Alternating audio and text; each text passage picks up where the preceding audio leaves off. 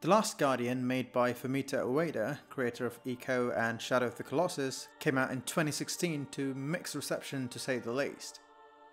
Most people complained about the clunky controls, dated graphics, which is understandable as it started development in the PS3 era and shifted to the PS4 generation. But more importantly, most players felt frustrated with the AI of Trico, one of the main characters, along with the boy that you play as. The game is a mix of game design tenets from previous games where Ico is about shepherding a companion, Yoda, and Shadow of the Colossus is about scaling giant creatures and taking them down. The Last Guardian is about a boy and a giant griffin-like creature trying to escape a valley together, which comes full circle, forming a triptych of games from Team Ico.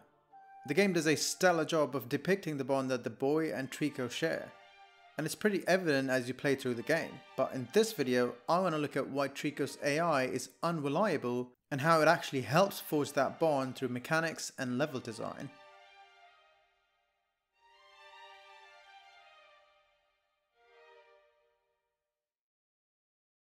So in The Last Guardian, the core pillars of the game, most of the stuff that you would end up actually doing, are traversal, puzzles and combat. Well, you don't exactly fight anything in this game, but it does play a significant role. So Trico's AI is built in a way that it only responds to the player's input half the time. The other half is either Trico wandering about or poking around curiously like a real animal would. One of the ways that this is reinforced is with level design, which shaves off any distractions to the player like a side quest or collectibles and makes sure that the player and Trico both get through the level in unison. Take Resident Evil 4 for example. Leon is sent on a mission to rescue the president's daughter, and so she becomes a companion about a third into the game. Now you get to issue commands to Ashley to either stay or follow, which creates a disconnect with the player, like she's a separate entity that you only have to worry about when enemies are around, and also she only does what you tell her to do. But in Last Guardian, Trico instead provides a negative feedback, like say you press a button to command him but nothing happens 50% of the time. This mimics a real creature and sells the player on their bond through gameplay and not just through cutscenes that get you invested in the game. Take this section for example.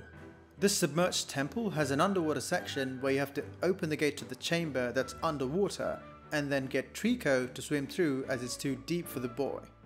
So instead of doing the puzzle all by yourself, you have to use Trico's help to open the gate and then command him to swim through.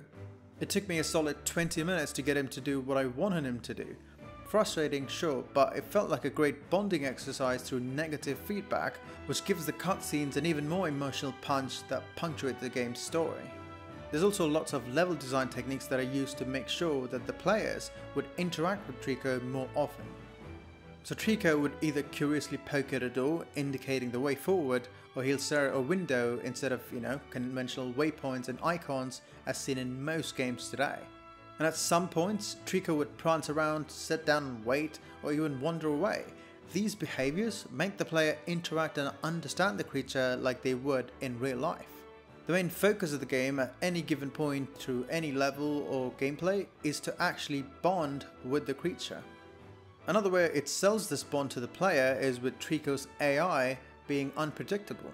So when you know his AI is unreliable, you never know if he's going to react instantly or if he's just going to take his sweet time dilly-dallying around or just resting. So in one of the first level, Trico encounters this stained glass eye that flusters him and puts him in a state of panic, but the boy can break those glasses and help move along. Further down the journey, the boy encounters armored soldiers who can grab him and take him to this death door, which is what I call it, making it game over. But Trico, being the good boy that he is, can fight the guards and smash them to pieces, making it a dependent bond through gameplay. This gradually progresses through the levels where you solve more ways to break more eyeglasses and other puzzles and so on. But in this particular section, where you have to extend the bridge for Trico to pass with more glass eyes, requires you to climb around and push them off, but as you do, more guards with the glass eyes approach and transfix you into a trance. Trico pounces onto the guards, nearly toppling you over despite the fear of his glass eyes. It's a mechanic that was set in stone, but Trico breaks that rule to save the boy and shows us the players that the bond had developed to the stage where he overcomes his fear. This wouldn't have had the impact if not for the negative feedback and the established mechanics through gameplay. Sure, having to wait around for an AR to do its thing can be really frustrating, but it also comes with an experience like no other. Video games are the only medium which can use interaction after all. I mean, the Souls games tell most of their story through item descriptions and obscure NPC dialogue, making it feel more passive than an active story told through cutscenes.